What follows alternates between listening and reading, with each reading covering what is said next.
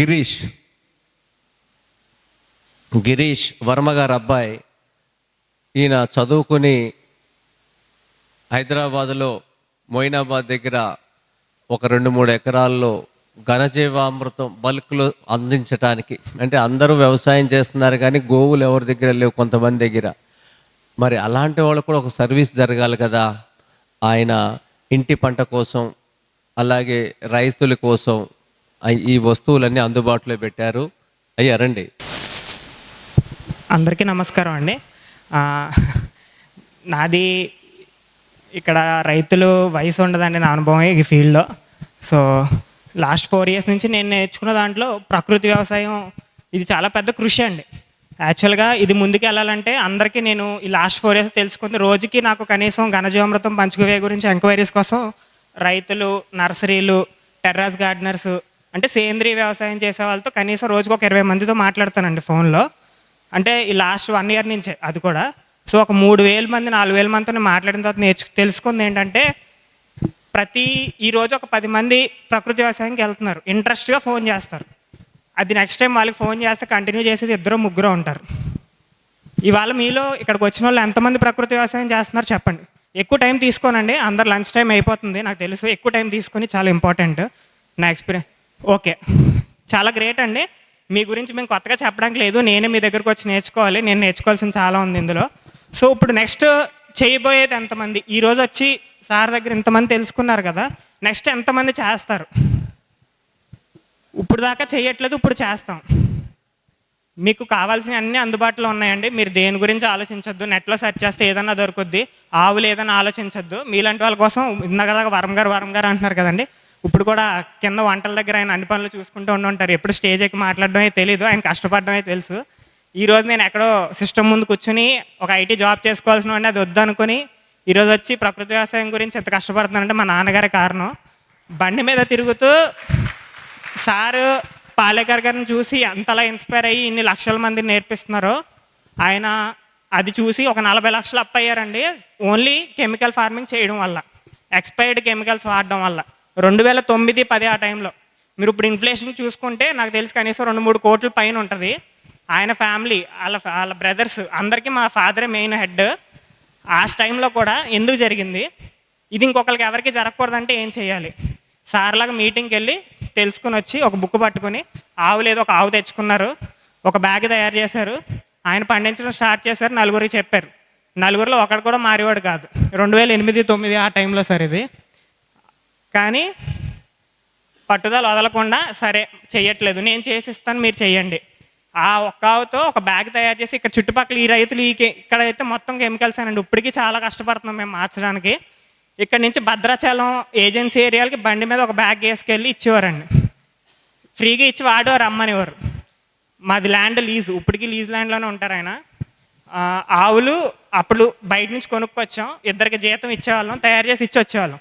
6 నెలల తర్వాత వెళ్ళి వాళ్ళని రిజల్ట్ అడుగుదాం అంటే ఆ బ్యాగ్ అక్కడే ఉండేది, వాడేవాళ్ళు కాదు. అంత కష్టం. ఇదంతా ఎందుకు చెప్తున్నానంటే ఆ 2 మానేసేది ఎందుకు నేను లాస్ట్లో చెప్తాను. ప్రతిరోజు ఫోన్లో మాట్లాడుతున్నాను కదా నేను అందరితో.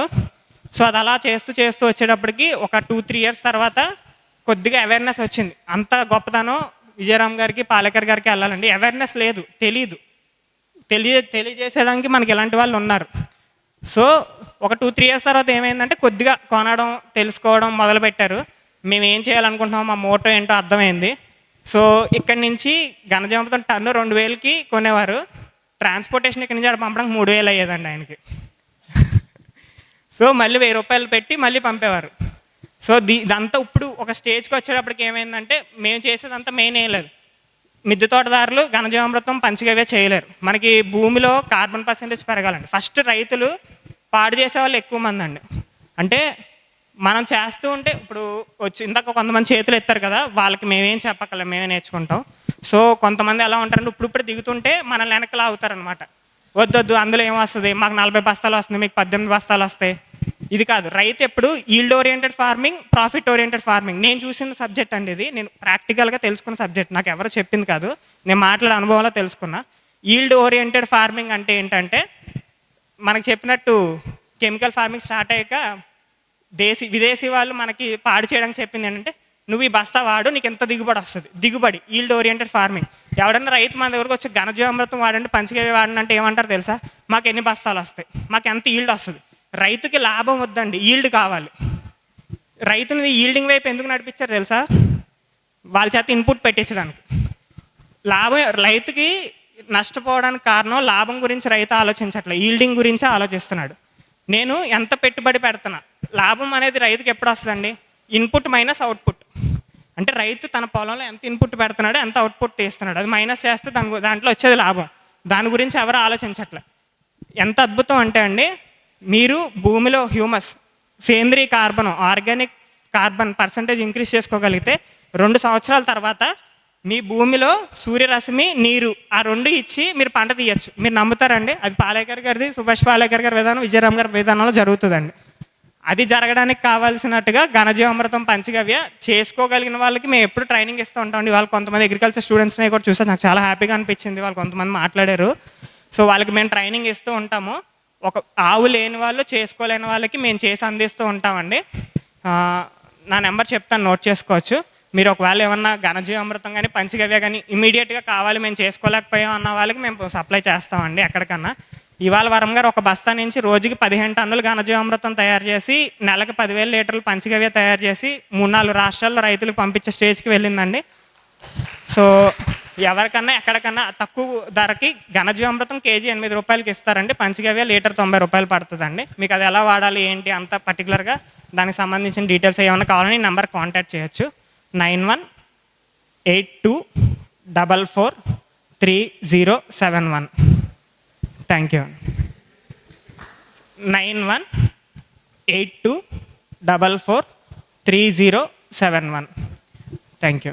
మరిన్ని అప్డేట్స్ కోసం బ్యాక్ టు రూట్స్ యూట్యూబ్ ఛానల్ని సబ్స్క్రైబ్ చేసుకోండి.